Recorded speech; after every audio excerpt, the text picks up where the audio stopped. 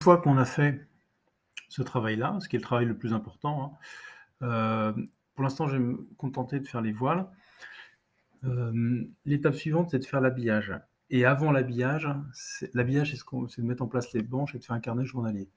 Avant de faire l'habillage, il faut savoir quel jeu de banche on va utiliser et faire l'optimisation de train de banche.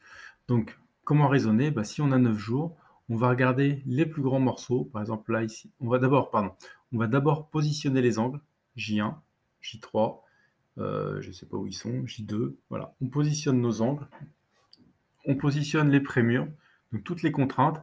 Un angle, ça donne forcément, c'est-à-dire si j'ai un angle ici, là c'est bloqué, et là ici c'est libre, mais c'est bloqué quelque chose. Ici par exemple je suis raccord, ici c'est J2, J3, donc je suis bloqué, libre.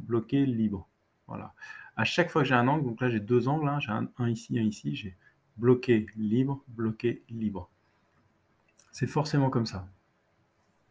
Donc les angles, vu que ça crée une contrainte forte, on les place dès le début. Si on choisit d'avoir un angle, on les positionne, on s'arrange pour les utiliser tous les jours. Si on choisit deux angles, on s'arrange pour les poser, on essaye de les poser tous les jours. Comment savoir si on va utiliser un angle ou pas? Bah, ici, vous avez une façade avec pas mal de décrochés, enfin quelques décrochés, vous voyez. Donc là, ça peut être judicieux d'utiliser un angle. Si vous voyez que vous pouvez le poser 9 fois, bah, vous prenez un angle qui tournera sur les 9 jours de cycle. Si vous voyez que vous avez 1, 2, 3, 4, 5, 6, etc. Et si vous avez une quinzaine d'angles, à ce moment-là, ça vaut le coup d'en avoir deux. Maintenant, on pose les angles, on traite les problèmes. Donc par ici, par exemple, on avait un problème d'angle. Comme on a du prémur en cage d'escalier, cage d'ascenseur pour des raisons de sécurité et de phasage, bah, du coup, l'entreprise avait choisi de mettre du prémur pour traiter cet angle-là. Donc, les balcons sont préfa. Et qu'est-ce qu'on peut dire d'autre? Oui, il y avait une gaine technique là qui était un peu embêtante pour le coffrage. Du coup, celle-ci est passée en prémur et ça, c'est fait en tradi, le petit bout qu'il y a là. Et donc le prémur, bon, peu importe, on verra ça après. Voilà, on traite tous les points techniques. Une fois que tout est bien dégrossi, on fait notre phasage de principe et ensuite on voit en essayant de faire des grandes longueurs et de façon très simple. On essaie de ne pas tout compliquer au départ. Et ces grandes longueurs, on voit si on peut les répéter 9 fois. Je dis, mais par exemple, ce voile-là, est-ce qu'on le retrouve 9 fois dans l'avancement jusqu'ici? Bah, vous voyez, 1, 2. Souvent, les refends, on les retrouve plusieurs fois. Le parti pris qui a été utilisé, c'est d'utiliser les refends perpendiculaires à la façade ici pour débloquer les cotes. C'est-à-dire qu'on fait genre 1, 2, 3, 4. Voilà. C'est repris à chaque fois pour débloquer les cotes. Ici, on voit à chaque fois, on s'en sert.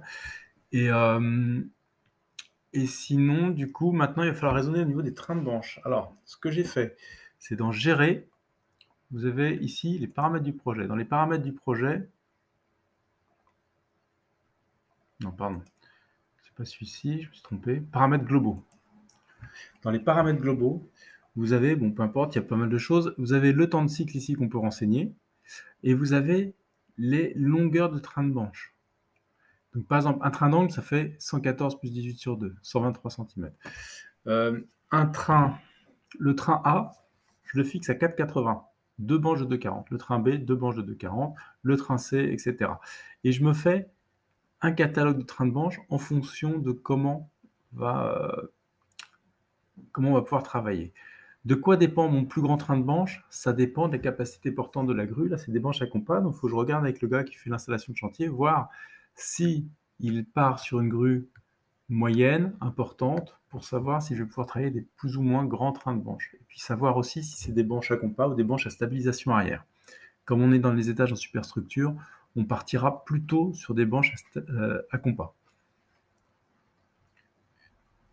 Ce que je conseille, c'est de pas trop toucher à ça, et c'est d'abord d'aller dans le tableau d'optimisation.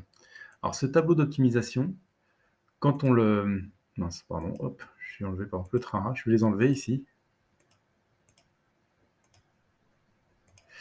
Comment ça se passe? Quand rien n'est coché, ça vous donne le reste. Alors moi, mon écran est un peu petit. On a le reste ici. Et l'idée, c'est de cocher et normalement de trier par rapport au reste à coffrer. C'est-à-dire que normalement, il va trier automatiquement par rapport à ce qui reste à coffrer. Donc je vais cocher le train B ici.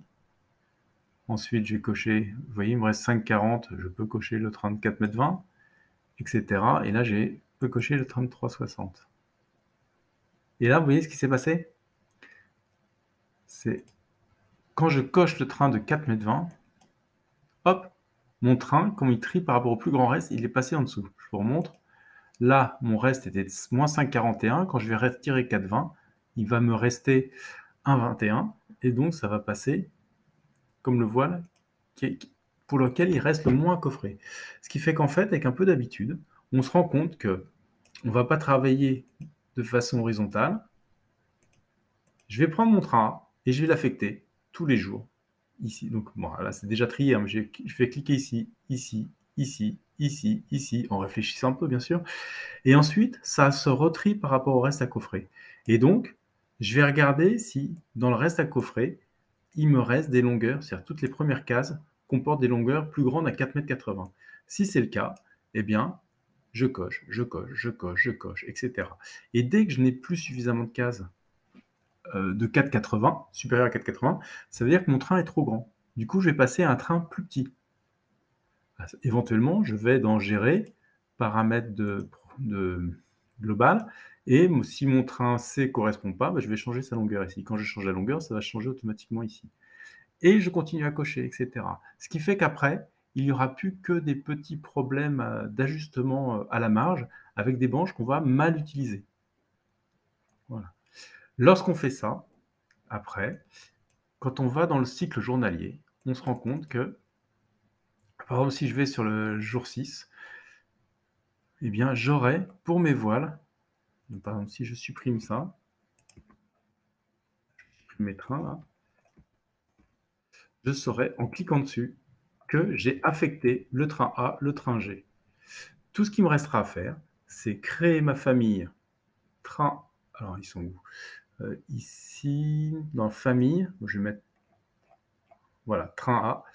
Il suffira, bon là je l'ai déjà créé, mais il suffira de créer une famille de trains de branche personnalisée qui fera 4,80 m de long. Si c'est double hauteur, c'est double hauteur. Si une sous-hausse, une réhausse, voilà, vous faites votre train de branche à compas, personnalisé pour chantier, et il suffira de le prendre et de le poser ici. Alors, je vais cliquer sur rotation après le placement. Je le mets un peu n'importe comment. Et après, je fais aligner à elle. Je clique sur une face et j'aligne comme ceci. Et là, j'ai mon train A qui est mis et que j'aurais dû mettre de l'autre côté, pardon, parce que là, il est dans le mur.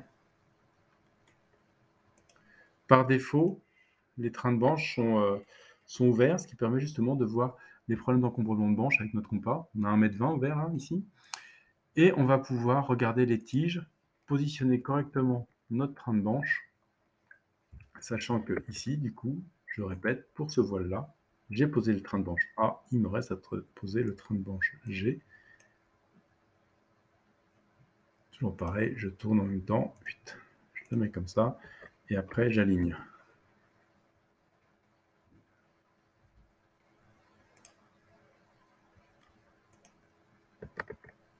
Je me suis trompé, hop, pas grave, vous avez compris le principe.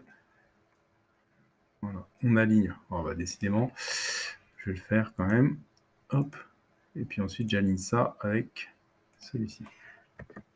Et là j'avais mal aligné. Bon voilà, peu importe.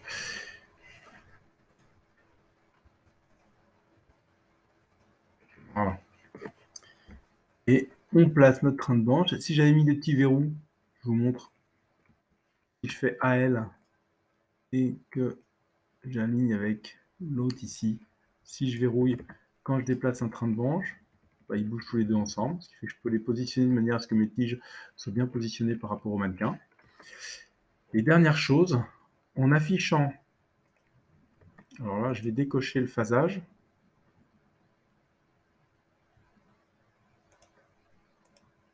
Si je fais ici afficher tout, c'est un filtre de phase qui permet d'afficher ce qui est démoli ce jour-là. Et ce qui est démoli ce jour-là, c'est les branches de la veille. D'accord? Et ben, une façon très simple aussi de travailler, c'est un peu comme sous PCMO. On peut prendre cette branche-là, j'appuie sur CTRL et quand je la copie, par exemple, pour la mettre ici, alors là, on ne raisonne plus en train de branche avec la nomenclature. Ça, c'est plutôt de façon manuelle. Si je la prends et que je la dépose ici, en fait, il me la pose dans la phase. J'ai plus qu'à la démolir. Par contre, il faut bien que je pense à la démolir le jour suivant. Voilà, il faut que je démolisse jour 7.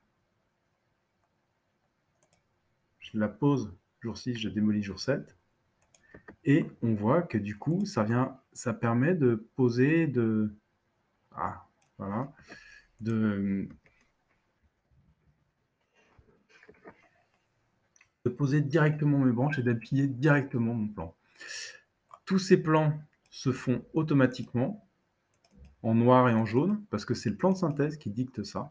Et après, je n'ai plus qu'à faire l'habillage, et pareil, à poser mes étiquettes. Ça, c'est une étiquette liée à l'équipement spécialisé train de branche. J'ai fait en plus une petite zone de stockage des branches pour qu'on se rende compte des branches qu'on n'utilise pas, et de la place que ça prend sur chantier. Et à la fin, du coup, vous avez votre cahier de rotation qui va se faire tout seul. Dernière remarque, pour être sûr de cadrer, je ne l'avais pas fait sur ce projet-là, mais pour être sûr de cadrer la vue de la même manière pour toutes, je fais vue et je vais faire zone de définition. Ma zone de définition, par exemple. Bon, je vais la faire comme ceci. Et je vais lui dire vue visible. Bon, là, je ne vais pas m'embêter. Hein, il y en a beaucoup des vues sur ce projet, donc je vais prendre toutes. Et je vais faire visible. Voilà. Je fais OK. Et toutes ces vues-là, je vais les cadrer sur la zone de définition. Cette zone d'ailleurs. Et je peux, du coup, je la vois plus, je peux plus y accéder. Soit j'utilise Tab, soit je masque. Ah, je peux pas là parce que. Alors, attends, ne bougez pas.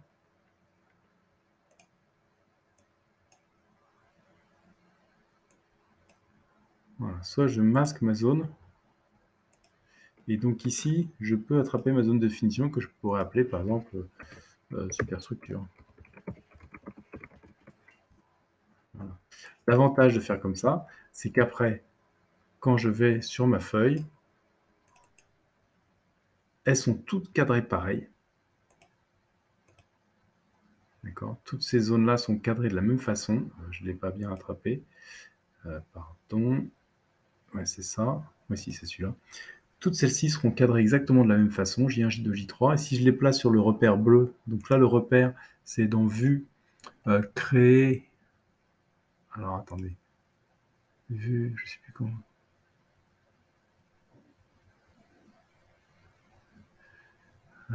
C'est quadrillage de guidage, c'est ça, cet outil-là. Ça me permet de créer un quadrillage de guidage, pareil, que je peux placer sur toutes les vues. L'avantage, c'est qu'il se placera toujours pareil. Et une fois que je l'ai placé, j'ai plus qu'à mettre ma vue. Je place par exemple,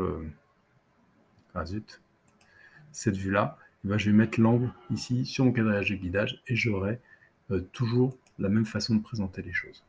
Je peux mettre ma vue 3D, je peux mettre ma zone de stockage, et il ne me reste plus qu'à faire mes planchers, qui est l'objet du prochain tuto.